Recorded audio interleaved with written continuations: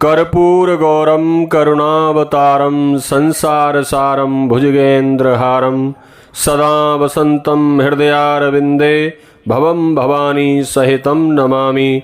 नमस्कार प्रिय बंधुओं, आप सभी का हमारे YouTube चैनल में बहुत बहुत स्वागत है। आज के इस वीडियो में आप श्रवण करेंगे श्रावण शुक्ल पक्ष अधिक मास के चौथे सोमवार व्रत की कथा। बंधुओं, सोमवार का दिन भगवान शिव को समर्पित है। इस दिन जो भक्त श्रद्धा और विश्वास के साथ भगवान शिव की पूजा अर्चना धूप दीप नैवेद्य बिल्व पत्र आदि से करते हैं, सोमवार व्रत करते हैं, भगवान महादेव उनके मन की सभी शुभकामनाओं को पूर्ण कर देते हैं। श्रावण सोमवार का तो विशेष महत्म्य शास्त्रों में बताया गया है। इस दिन भगवान शिव की पूजा अर्चना करने के बाद सोमवार व्रत कथा कभी भी पढ़नी श्रवण करनी चाहिए, तभी व्रत का फल प्राप्त होता है। तो चलिए श्रवण करते हैं श्रावण सोमवार व्रत कथा। एक बार प्रेम से कहिए, बोलिए शंकर भगवान की जय, पार्वती माता की जय।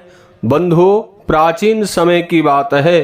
किसी नगर में एक साहूकार रहता था। उसके घर में धन की कोई कमी नहीं थी, लेकिन उसके कोई संतान नहीं थी। इस कारण वह बहुत दुखी रहता था।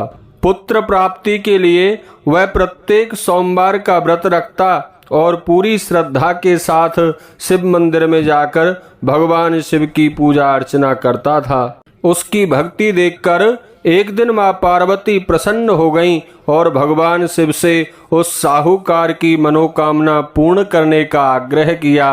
पार्वती जी की इच्छा सुनकर भगवान शिव ने कहा, हे देवी पार्वती, इस संसार में हर प्राणी को उसके कर्मों का फल मिलता है और इसके भाग्य में जो हो वही उसे भोगना पड़ता है। लेकिन पार्वती जी ने साहूकार की भक्ति का मान रखने के लिए उसकी मनोकामना पूर्ण करने की इच्छा जताई। माता पार्वती के आग्रह पर शिवजी ने साहूकार को पुत्र प्राप्ति का वरदान तो दिया, लेकिन साथ ही यह भी कहा कि उसके बालक की आयु केवल 12 वर्ष होगी। माता पार्वती और भगवान शिव की बातचीत को साहूकार सुन रहा था। उसे मन में ना तो कोई खुशी हुई और ना ही कोई दुख हुआ। वह पहले की भांति ही भगवान शिव की सच्चे मन से पूजा अर्चना करता रहा, व्रत करता रहा। कुछ समय के बाद साहूकार के घर एक पुत्र का जन्म हुआ। जब वह बालक 11 वर्ष का हुआ तो उसे पढ़ने के लिए काशी भेज दिया गया। साहूकार ने पुत्र के मामा को बुलाकर उसे बहुत सारा धन दिया और कहा कि तुम इस बालक को काशी विद्या प्राप्ति के लिए ले जाओ और मार्ग में यज्ञ कराना। जहाँ भी यज्ञ कराओ वह ब्राह्मणों को भोजन कराते हुए और दान दक्षिणा देते हुए जाना।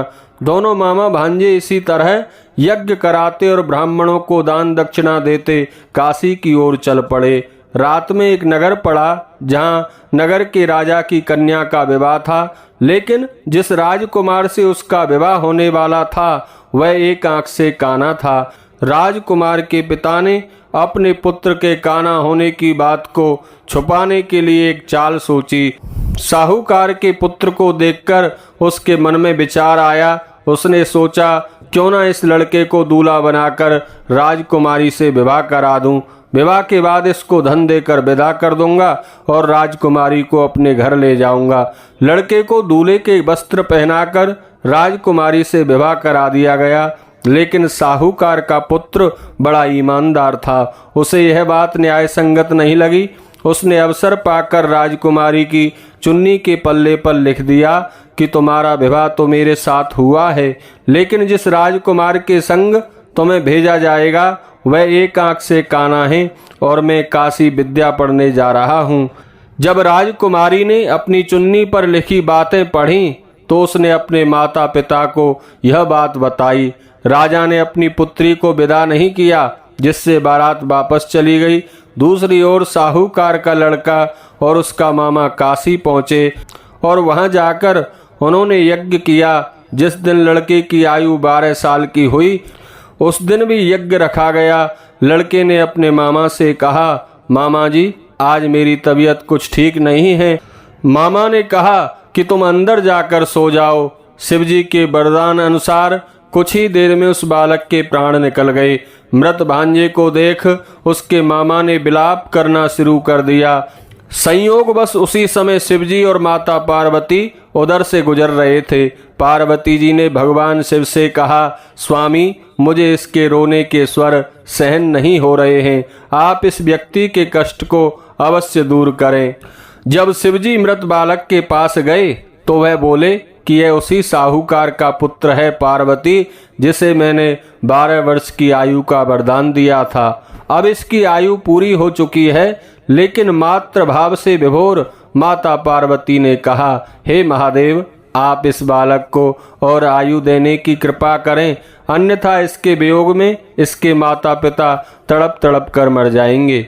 माता पार्वती के आग्रह पर भगवान शिव ने उस लड़के को जीवित होने का वरदान दिया।